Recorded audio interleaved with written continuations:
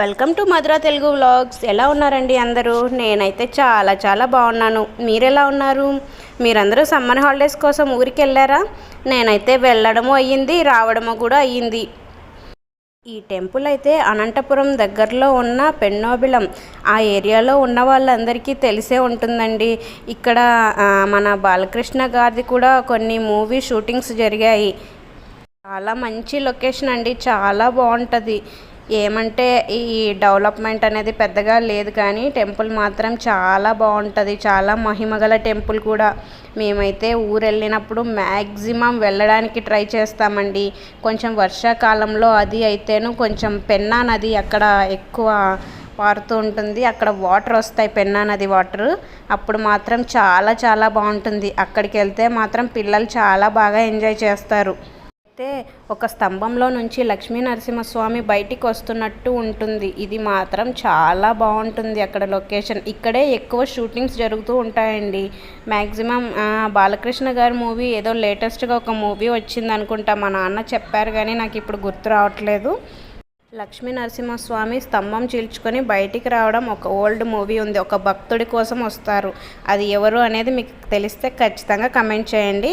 ఇంకా ఇక్కడైతే పెన్నా నది వాటర్ వస్తాయండి. ఇది వరకు వర్షాకాలం వస్తే చాలా బాగుంటుంది, కానీ ఇప్పుడైతే అసలు ఈ ఎండలకి అసలు వాటర్ అనేది చుక్క కూడా కనిపించట్లేదు. అట్లీస్ట్ కోనేరులో కూడా వాటర్ లేవు. పాపం అక్కడ ఉన్న మూగజీవాలకి ఆ వాటర్ అవి ఎలానో ఏంటో పాపం అనిపించింది మాకైతే. ఇంకా దారిలో వస్తున్నప్పుడు ఒక వంక చిన్నది, అక్కడ ఏదో చిన్నగా ఒక పాయలాగా వంక పోతుంది. సో అక్కడికి వెళ్ళి ఇంకా పిల్లల్ని కాసేపు స్విమ్ చేయించాం.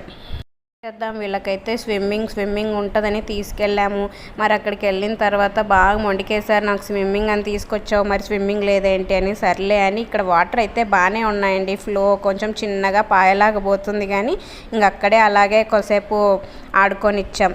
ఆ చిన్న పాయలోనే కొన్ని చేపలు కూడా ఉన్నాయండి. చాలా బాగా అనిపించింది. మన ఊర్లలో ఉంటే ఆనందమే వేర్లేండి. మరి ఇప్పుడు తిరిగి వచ్చిన తర్వాత మరీ వెళ్ళాలనిపిస్తుంది, కానీ ఇంకేం చేస్తాం, తప్పదు కదా. ఎవరి లైఫ్లు వాళ్ళవి, ఎవరి బిజీ షెడ్యూల్ వాళ్ళది. ప్రతిసారి వెళ్ళడం ఎంజాయ్ చేయడం అంటే కుదరదు కదా.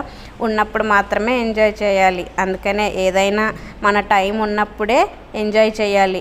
మరీ కావాలంటే కుదరదు. అలా ఒక ట్యూబ్ వేసేసి మా బాబుకి వదిలేసాము. ఇంకా అలా ఫుల్గా ఎంజాయ్ చేశాడు.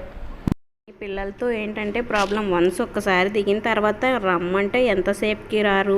కానీ మాకేమో పైన ఫుల్ ఎండ. ఇంకేం చేస్తాం, ఇంకేదో బతిమాలి బామాలి అలా బయటికి తీసుకొచ్చేసి వెళ్ళిపోయాం. కానీ ఉన్నంతసేపు బాగా ఫుల్గా ఎంజాయ్ చేసాంలేండి. మరి ఊర్లో కూడా మరి మీరెలా ఎంజాయ్ చేశారు? ఇంకా సమ్మర్లో వచ్చేవి ఇంకేముంది, ఈతకాయలు, తాటి ముంజలు, అసలు మామిడికాయలు, ఇంకా టెంకాయలు, ఇవన్నీ అయితే బీభత్సంగా తినేసామనుకోండి. ఫుల్గా తిన్నాం, ఫుల్గా ఎంజాయ్ చేసాం. మరి మీరు ఎలా ఎంజాయ్ చేశారు సమ్మర్ హాలిడేస్?